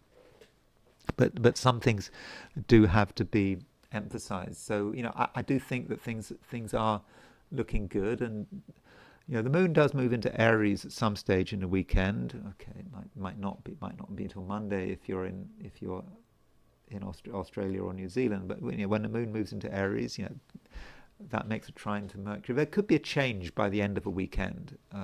Perhaps there won't be quite so much focus on money, and you can start to think about other things. And moon in Aries trine Mercury, is a very communicative aspect. Moon and Mercury are the two planets of communication, and so if you've been meaning to get in touch with someone, make a phone call, Sunday, maybe late on Sunday might be the time to do it. Once the moon has made that sign change. Pisces, still a lot of water around, a lot of water floating around, should we say? So we've got the moon in your sign, and the moon in your sign. That's great. It should make you feel good about yourself, especially as the moon is in mutual reception to Jupiter, your ruler, by sign. And additionally, the moon is moving towards trines of Jupiter and Saturn, and a conjunction to Saturn as well. And so this is very energetic. It's all about movement. Things are moving, very quickly and with great ease. And so, this weekend could be easy. And you might have thought that things were going to be difficult, that things weren't going to happen. But I think that with this grand trine, really things can happen, and you shouldn't worry about delays or things being held up or things being too much like hard work. If you're doing the right thing, it's all going to flow just very easily, and there won't be any drama about it. It won't be spectacular. It can just be completely organic. And then, the moon is making a conjunction to Saturn, and that moon conjunct Saturn, it's a tough aspect, but it's a tough aspect in your favor. That moon conjunct Saturn means that you can be tough and you can be very clear about how you want things to unfold. So if you have a vision about how you want things to work out, then with that moon conjunct Saturn, you can be very clear about it. And I think that you can almost sort of stamp your authority onto your world and to the people around you, whether it be your friends, family, associates, whatever. And there's no ambiguity about you. I mean, you might feel deep down a bit vague, and are you really making your position clear? But no, you are making your position clear. And there's no need to worry too much about other people's sensibilities. And then one of the big aspects of the weekend is a square between Venus and Jupiter. Of course, that square between Venus and Jupiter matters because Jupiter is your ruler. And with this Venus Jupiter square, it could be that there is a small challenge at some stage in the weekend because it's a square. And, Jupiter in Cancer, you might think that everything is pretty much under control. You're enjoying yourself. You're doing something in a very sort of easygoing way. That's the nature of this weekend. But then Venus indicates a temporary complication. Something is slightly more complicated than you realized, and that's not necessarily a bad thing. It may be that something you're doing involves another person. You didn't think it was going to involve another person, but it does. And your first inclination is to be worried, to think that in some way you've been compromised. But this Venus square Jupiter, it's a fortunate square, I believe. Venus, don't forget, is in mutual reception with Saturn by exaltation. So whatever this complication is, it's not something you should run away from. It's actually a way to enhance what you're doing. You might have got things sorted out. You might be really thinking you're on the right track, but things could be even better. And if you were able to incorporate another person in what you were doing, it might not be 100% easy, might not be something you necessarily want to do, but if you are able to do it, if you can share what you're doing and in quite an intense and personal way, then it might be okay. It might be more than okay. It might actually be very satisfying. And that's it. Those are my forecasts for the 12 signs. And now it's time to consider the I Ching. So I asked the question, what is the weekend going to be like for those watching the I Ching section of this video? And the first hexagram I got was hexagram number 18, illness. Now don't worry, I'm not saying you're going to get ill. Now this hexagram in the Wilhelm translation is called work on what has been spoilt. But that's a bit of a mouthful, work on what has been spoilt. And Greg Wincup, in his translation, he calls it illness. And I think I would go with illness. And one has to think, what does he mean by illness? I mean, illness, firstly, is about something being wrong. And secondly, when you're talking about this hexagram, whether you regard it as being illness or work on what has been spoiled, you're talking about something that can be cured. So it's not like a permanent illness. It's not an illness that's going to kill you. It's something that may have been building up, and you just know that something isn't right and it could be better. So what is it? So you have to think about you have to think about the weekend, what your plans for the weekend are, what you're working on over the weekend, and perhaps more importantly, what you're worrying about this weekend, because there may be something you're worrying about because you just think it's just not working. And then the question is, why is it not working? What is the real source of the problem? And this is when the I Ching starts to get a bit complicated, and it talks about the past, and we have these moving lines. And what this hexagram is trying to do is it's trying to work out where the source is. And what this hexagram literally says, if I've understood it right, because we're dealing with the bottom line moving, it's the source of the illness is with the father. Now, I'm not saying that literally. I mean, maybe it's right. Maybe there's something going on right now in your life that is connected with your father. I mean, that is possible, regardless of whether your father is living or dead. Something left over from your father. So, and do think about that.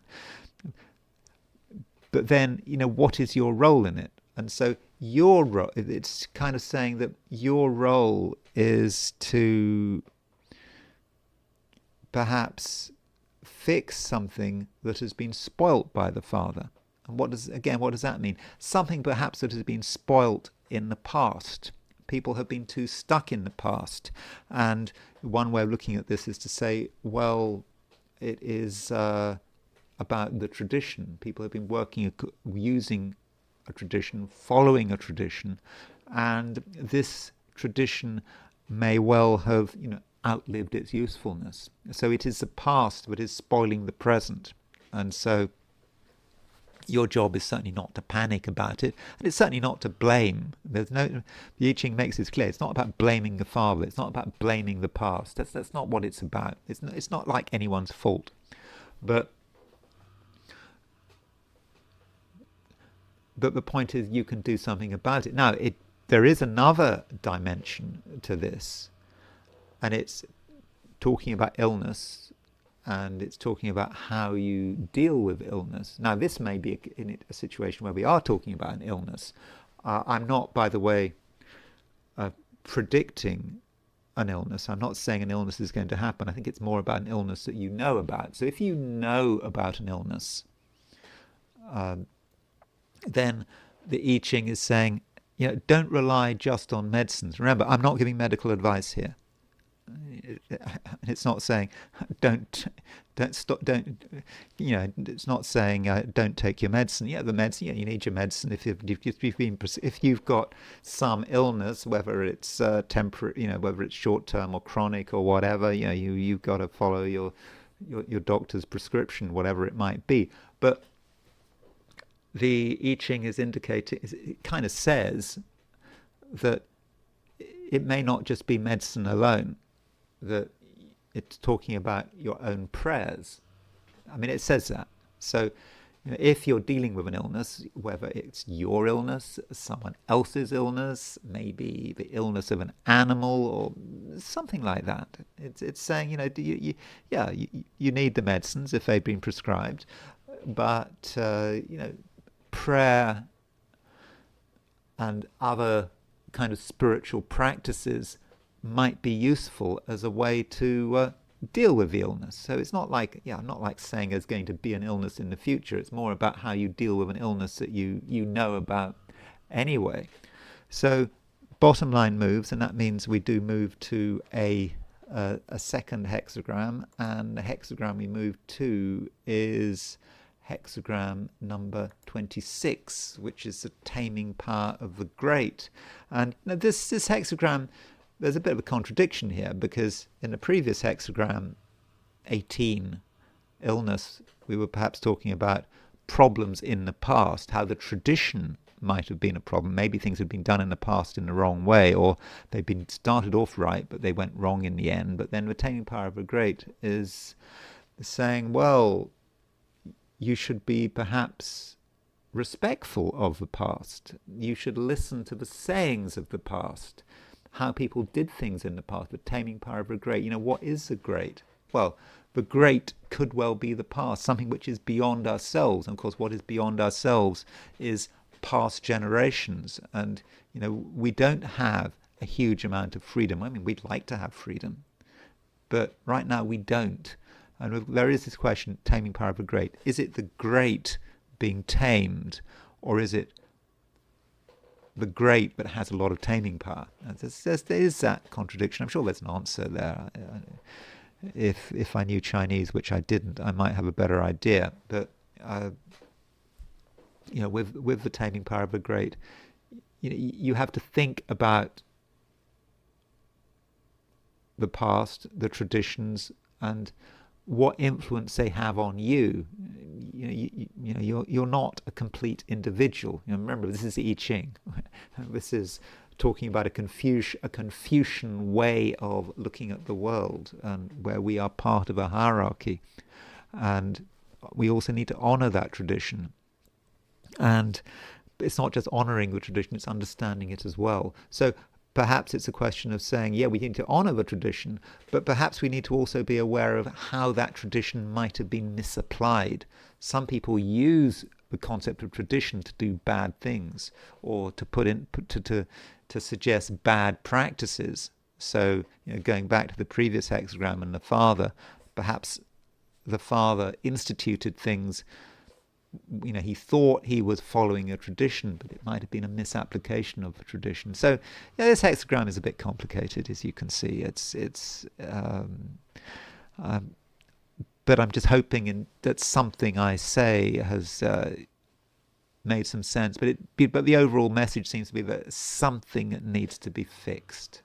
Something isn't quite right, and you need to deal with it. But it's not something you have to fix through dramatic measures. It's just through an understanding of it. And if it's someone else is sick, maybe you're sick, whatever it is, if it's a physical ailment, can you consider the possibility of prayer? The I Ching says that might make a difference. And finally, I want to turn to the astrology. I don't think I'm going to spend very long on the astrology, but there is a sesquiquadrate between the Sun and Saturn, which I just very quickly want to talk about. Again, I'm not going to spend long on it. So here is the sesquiquadrate between the Sun and the Saturn, and I've set this chart for London. It needn't be set for London. It doesn't really matter. So you can see that the Sun is at 10:43 Scorpio, so it's making an 135 degree aspect to Saturn at 25:43 Pisces. And so a sesquiquadrate is an important aspect. It's part of that series. You go from a conjunction to a conjunction to an opposition to a square to a semi-square and a sesquiquadrate. And a semi-square 45 degree aspect, 135 degree aspect. They're the same. It's the same principle.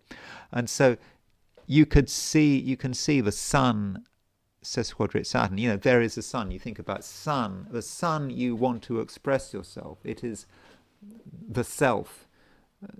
Perhaps particularly in male charts. I mean, the Sun perhaps is more about men than women. So if a woman has her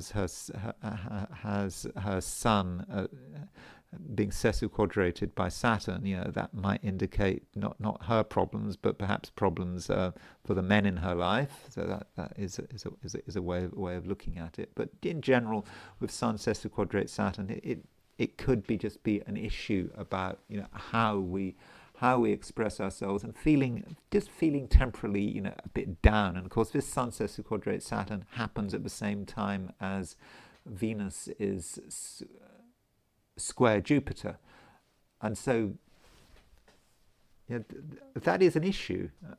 The fact that we have two aspects which have very similar messages happening very, very close to one another.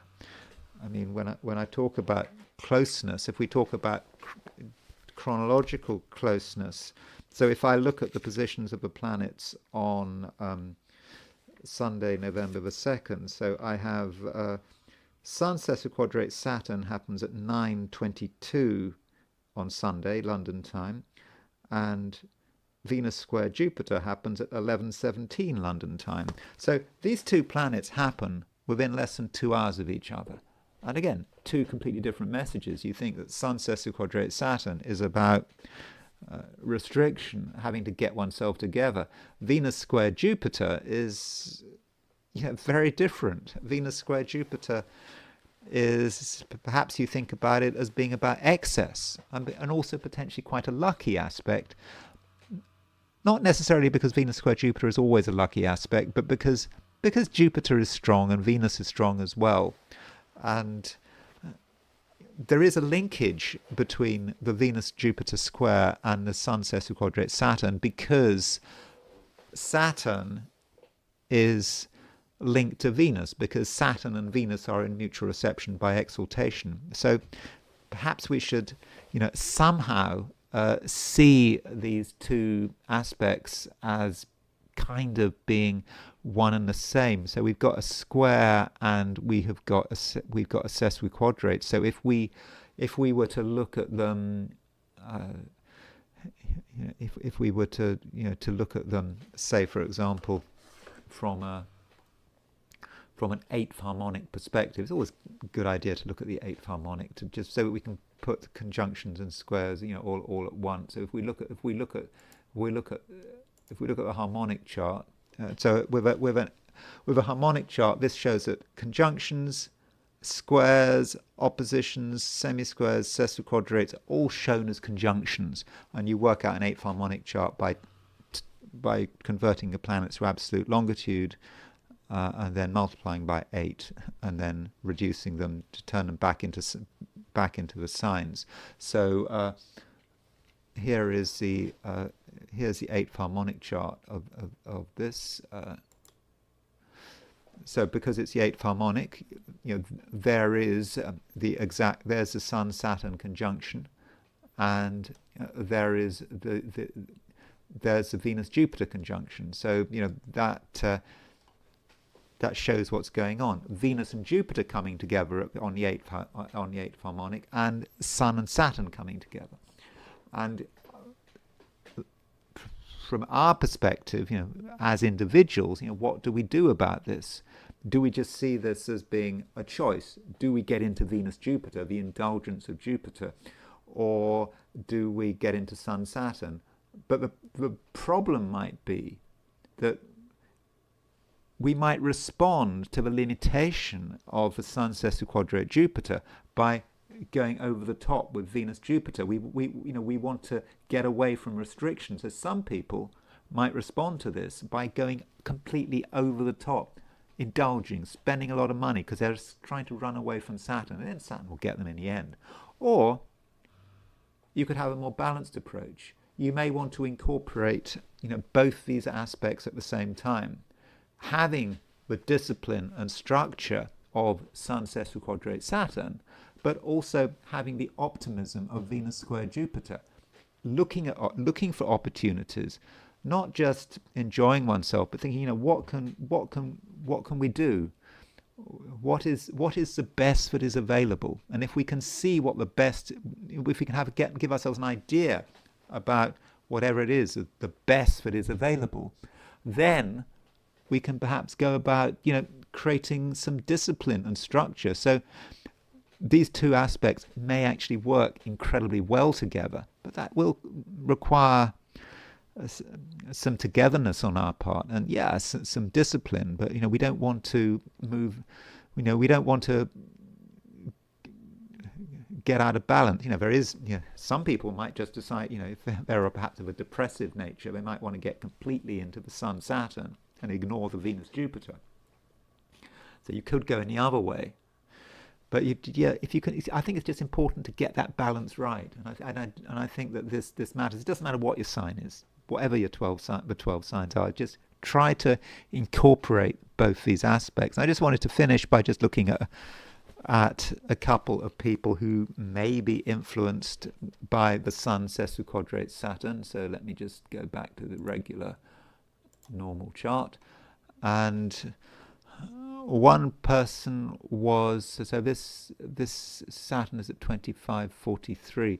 So Brigitte Macron, she's always in the news.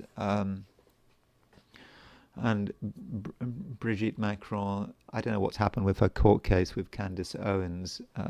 Candace Owens, of course, made this claim that she's a man. I don't know what kind of pressure she is under. So Brigitte Macron has her Mercury at 2554 Pisces. So if you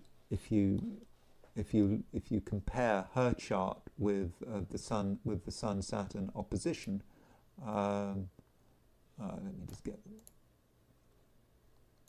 So if we put Brigitte Macron in the middle. So yeah, so there's Brigitte Macron's Mercury at 2543.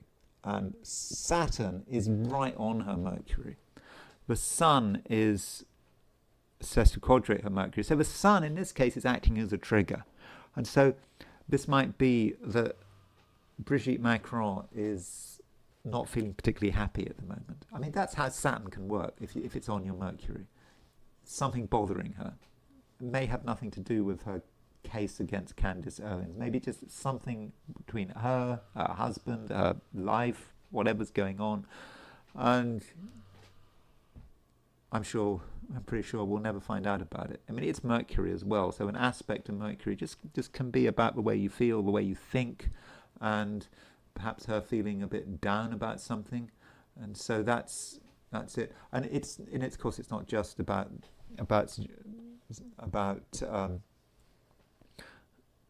Saturn and the Sun. Jupiter is starting to make a trine to Mercury. So who knows what she's saying to Emmanuel behind closed doors. And turning to someone who you might not have heard of unless you have some awareness of sort of Indian politics, but Rahul Gandhi. So Rahul Gandhi, he is part of the Nehru dynasty. His father was Rajiv Gandhi, and Rajiv Gandhi was assassinated by Tamil separatists, Sri Lankan Tamil separatists in the early 90s. And of course his grandmother was assassinated. In fact, I'm making this video today on October the 30th. Well, I'm making the video on October the 31st. So today is let's get this right, I think it's the 41st anniversary of the assassination of Indira Gandhi. So both his father and his grandmother were assassinated. So so that's quite something to have to deal with.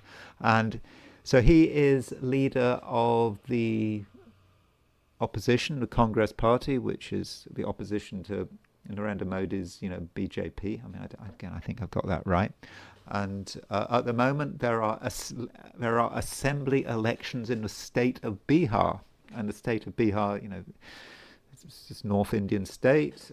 It's got a lot of people, and in terms of the Indian news, it's getting a lot of attention. And so perhaps his profile is higher than usual. He has been criticized for saying something bad about Modi. I mean, what he said was pretty innocuous, but apparently he gave a speech in Bihar where he said, referring to Modi, he says, "He just wants your vote. If you ask him to do a drama for votes, he will. You can make him do anything. If you tell Narendra Modi to dance, he will dance." I mean, pretty innocuous, I would have thought. But anyway, there have been complaints made about what he said. I don't know whether it was considered disrespectful or whatever. I thought this was just the way politics works, India being the largest democracy. So as far as Rahul Gandhi's horoscope is concerned, Rahul Gandhi has his moon, because we have an exact time of birth for Rahul Gandhi, and his moon is at 2541 Sagittarius. So this is so if you look at his moon at 2541 Sagittarius. So in other words, Saturn is exactly square his moon over the weekend. And additionally, the sun is making a semi-square with the moon. So it's that Sun-Saturn aspect really does hit Rahul Gandhi's chart. I shouldn't think much will happen, but he needs to be careful what he says, and of course it may be with this moon, it's how he expresses himself. He's got a moon in Sagittarius on the third house cusp, so you could say that's something about how he talks, how he communicates, and perhaps this issue is more important than we realize. Also, true black moon Lilith is hitting his moon. I think I need to return to this true black moon Lilith, because I think I've just noticed something about this aspect that I haven't necessarily sort of seen before. But anyway, so Rahul Gandhi, I don't know, maybe he'll hit the news. Maybe there's something that he needs to be careful about. He needs to be careful what he says. If given his family history, needs to be careful about his security. So those are a few thoughts about Rahul Gandhi. And someone who was in the news quite recently is Ghislaine Maxwell. Ghislaine Maxwell, of course, is in prison in the wake of the Epstein affair. So Ghislaine Maxwell, she has got her Venus at 2543 Sagittarius. So Ghislaine Maxwell has got her Venus. Well, that would be her. She says she's got Saturn square her Venus. She's got Sun making a semi-square to her Venus.